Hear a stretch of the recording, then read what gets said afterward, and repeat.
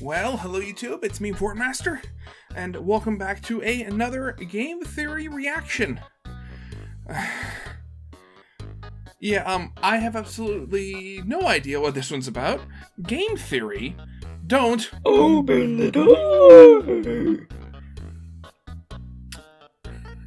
And the thumbnail is, some sort of inky black demon.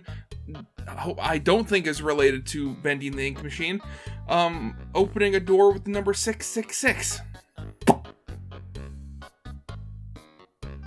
Yeah, but I do have to say that the game thing in the bottom of the video says Roblox, so it's most likely going to be another Roblox game.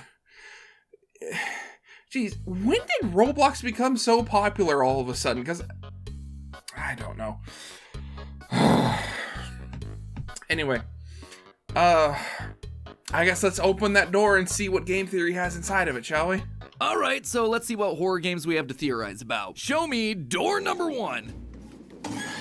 Not bad. Feels a bit overplayed. Still waiting for Chapter 3's release. What about door number 2? Poppy Playtime, FNAF. Again, look, I promise the timeline's coming. It's just taking a bit longer than I anticipated. You've said... Spoiler alert, if your lore gets simpler, my theories get faster. Just a thought. Give me another week and we'll do it. You said that the last number of weeks, Matt. Okay, make it a few more weeks and I'll do it. But now, for this week, I just need something that's a little less complicated. Please say door number 3 has the answer. Now this I can work with.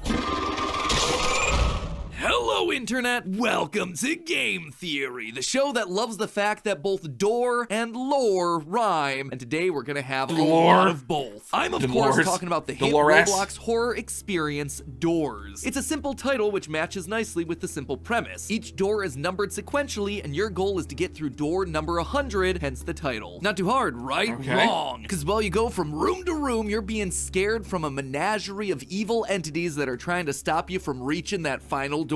Each entity's tactics range wildly. One forces you into an elaborate chase sequence, another rushes through the current area forcing you to hide, another will lock you out or kick you out of said hiding spots, and some are just there for the good old-fashioned spooks. Oh my god! So from what I'm seeing, this game looks like it's a mix between Spooky's House of Jumpscares, as in you have to trying to make your way through an endless number of rooms while trying not to be killed by monsters, and that one game from Takeshi's Castle? Huh. Okay. Interesting. This game really has it all. Good scares, good strategy, good puzzles, but of course it wouldn't be a true game theory horror experience without the secret ingredient, good lore. That's right, a game about walking through doors in a randomly generated hotel has got itself some lore. The developers have actually said the foundations of the story are basically in there already. They're just gonna be revealing it slowly with each new update, which of course immediately got my attention. So I waited patiently for the Hotel Plus update that was due to come out in December, and then the update got delayed. Now, we've all seen our fair share of unpolished games and broken updates in the last few years, so if the update needs more time in the oven, then by all means, devs, take the time that you need. But in lieu of this Hotel Plus update, allow me to scratch that door lore itch, because in preparation for the update, I started digging into the game that we already had, plus the teaser, trailers, and screenshots that the devs have given us. And I swear, when did Roblox become such a big thing that, games on Roblox, are getting their own channels with, I swear, this whole thing just blows my mind. think I've got it figured out. The devs weren't wrong. The lore is absolutely there. It's just hidden deep, real deep, almost as deep as wherever we're gonna end up in the Floor 2 update. So pack your bags, theorists, because we've got a one-way trip through history, magic, and a classic battle between good and evil. Let's check in. First of all, where are we? Obviously, it's a hotel, but it's not really normal. And I'm not talking about the randomized layout. At first glance, it might trick you into thinking it's normal, with a reception desk, bedrooms, hallways. Sure, the furniture reads a little old, probably from around the 1940s or 50s, but on the whole, it's pretty standard stuff. Sure, one of the new teased images does look a little bit strange, stone walls and big barrels, but yeah, it's most likely designed to be a wine cellar, which wouldn't be unheard of for a hotel, especially as Prohibition ended in 1933 in the US, thereby allowing establishments like hotels to serve alcohol to customers. What's really odd is the second teased image. It's a large room filled with beds from end to end. Maybe the hotel's able to offer cheaper rates if you're willing to bunk with 10 other other people in the same room, except that isn't what the room's for. Along with the image, we were given its name, the infirmary. Why on earth would there be an infirmary in a hotel? I'll tell you why. It's because that's exactly what hotels were used for during the 1940s, especially during World War II. During the war, the country was in need of more hospitals for fairly obvious reasons, but they didn't want to have to build a bunch of new hospitals that would then become useless at the end of the war. So instead, they started working with private businesses to turn their establishments into makeshift hospitals, and hotels were candidate number one for this sort of thing. They had lots of elevators to transport patients and equipment, they had lots of rooms for people to stay in, and best of all, because of the war, people weren't traveling or going on vacation, so the hotels were largely going unused. So while it seems weird to see an infirmary in a hotel, it's actually not outside the realm of possibility. That, plus the 40s style of furniture, tells us that what we're exploring here is a haunted hotel that was an active hospital during World War II. And given the monsters roam the hallways and the damage that we see across various rooms, it's unlikely that anyone has occupied this place since. So then, why are we here now? It's not exactly the 5-star establishment anyone would be expecting for their weekend getaway, but even if we wanted to check out, we can't turn back. And I do mean that literally. If you take a look at the bridge that we crossed to get here, you'll see that it's now broken, with planks of wood just floating around in midair. Whatever is in this hotel, it doesn't want us to leave. But as I said before, we're in hell. Real twist, we don't want to leave either. If you die during your playthrough, you'll be shown a death screen depending on what entity you died to. These death screens are mostly there to give us hints, telling us how to avoid dying to the same entity again. However, the way these hints are phrased can be pretty darn interesting. Most of the time it just says, you died to whatever entity, but sometimes it rephrases it slightly. You died to who you call Halt. You died to who you call Ambush. You died to who you call the Figure. These entities don't have names, or at least none that we know of. The names that we're calling them are names that have been given to them by us, something that one of the devs confirmed on Twitter. What's also interesting is that these versions of the death messages occur during your first death to these entities, which means that we already have names for them before we've ever encountered them. Apparently, we already know about them and the hotel before we've ever stepped foot in here. But how can that be? Well, for that, we actually have to look at the game's history. During the development for Doors, before the entities were called entities, there was a different name being considered cryptids. Cryptids are creatures that some believe exist, but have never truly been proven to exist by modern science. Think things like the Loch Ness Monster or Bigfoot. If these entities were originally going to be called cryptids, and the names we refer to them as were given to them by us, the player, then we must be someone interested in them specifically, also known as a cryptozoologist. And no, that's not just someone who works for Logan Paul's recent NFT scam. A cryptozoologist is someone that studies the pseudoscience of cryptids and commits themselves to proving their existence.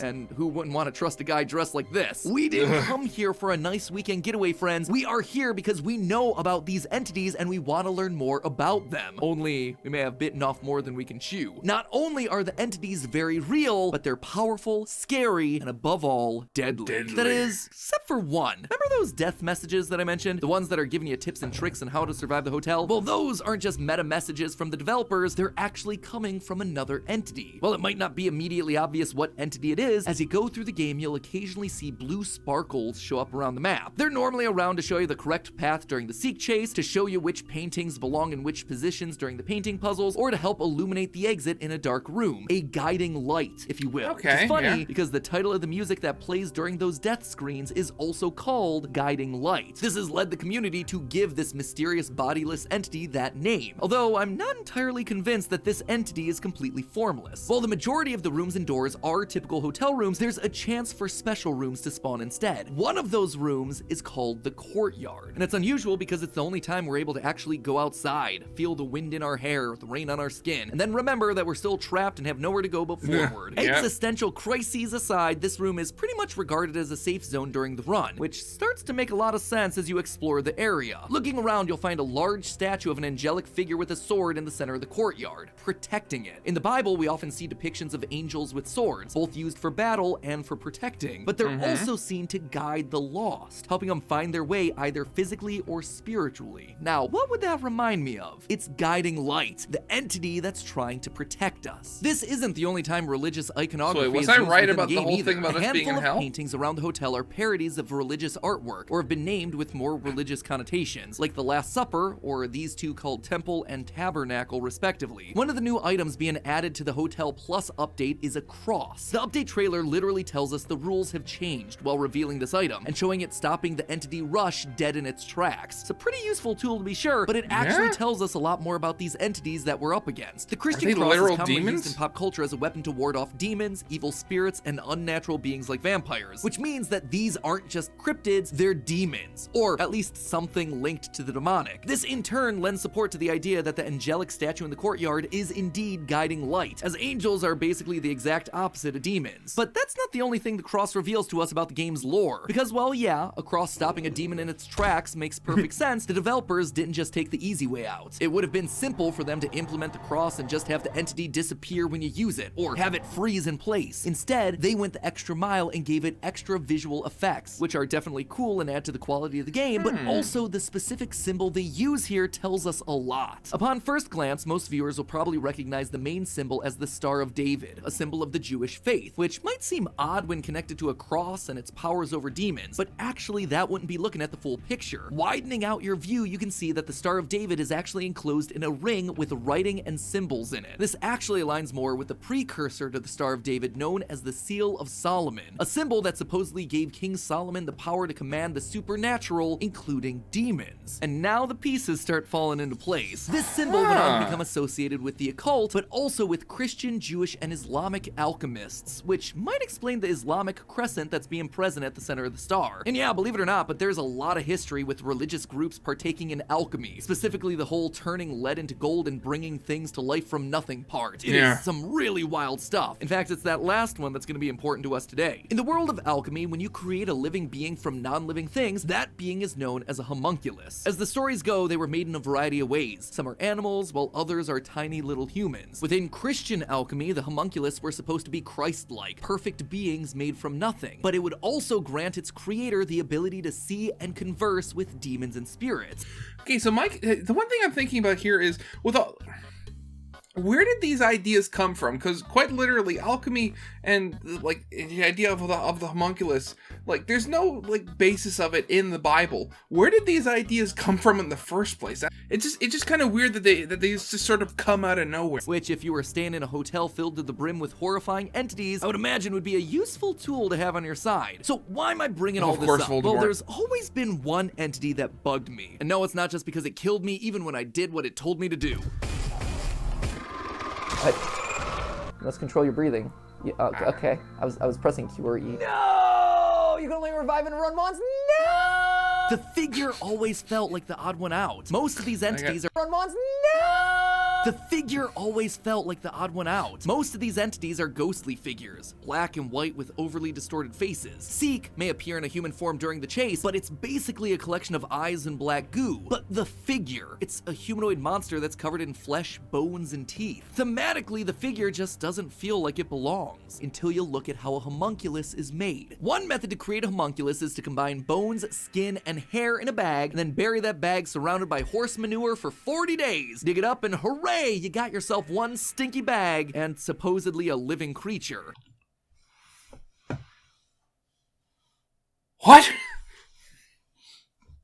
I point you back to my previous comment about how alchemy, it makes no sense. Now, let's just take a look at those ingredients again. Bones and flesh? It's a perfect match for our pal, the figure. That's why this monster's different. The figure isn't a spirit or a demon like all the others. It's an actual monster created using living tissue. Imagine the scene, if you will. World War II is going on. People are being injured left, right, and center. A random hotel is transformed into a makeshift hospital in order to manage the amount of injured people throughout the city. People are dying agonizing deaths, and their angry spirits refuse to move on. Religious figures in the community, like nuns, offer to join in helping nurse these people back to health. But not everyone has good intentions. It's World War II after all. The Nazis are performing horrific experiments on the wounded. Experiments that'll fuse the injured, dying, and rotten flesh, bone, and hair to create new life. The figure is born from these such experiments. Meanwhile, the prayers of the religious figures don't fall on deaf ears. They pray for divine intervention. They pray for an angel to protect them. And lo and behold, their prayers get answered. The guiding light traps the demons in the hotel, mixing mixing up the rooms randomly, turning the hotel into a labyrinth that these entities get lost within. The hotel eventually falls into silence and obscurity. Nobody left inside, nobody willing to enter. The only thing that remains are stories of strange creatures that roam the hallways. Some ghostly, some made of flesh and bone. Most people would steer clear of a place like this, but one cryptozoologist took interest and decided to make a visit to this hallowed location. Guiding light saw us and destroyed the bridge outside, stopping us from ever leaving. Not because they want us to perish, but because they know the secrets of this place have to remain hidden. And that, my friends, is what I suspect to be the lore of Roblox doors. Like I said at the start, this stuff was buried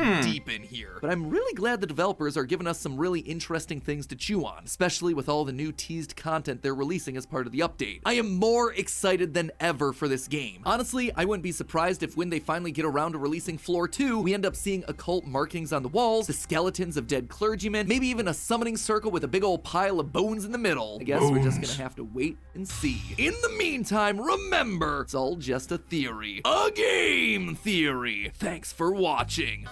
I will say it one last time. I am just so shocked at how big Roblox has gotten in the last couple of years, to the point where there are games within Roblox that are forming their own communities and forming their own lore. It's nuts. I will say it's very nice to have, like, yeah, I guess you could call this an indie game. It's very nice to have an indie game that involves monsters created from human beings that does not have to do with immediate murder or just unethical experimentation. Well, I mean, I guess it does. But there's also, like, you don't see, like, the demon or the angel thing very often. I mean, it's nice that they throw that in there just to shake things up a little bit. So Original, as always, is linked in the description. If you liked, leave a like, subscribe if you have not. And I'll see you guys next time. Goodbye.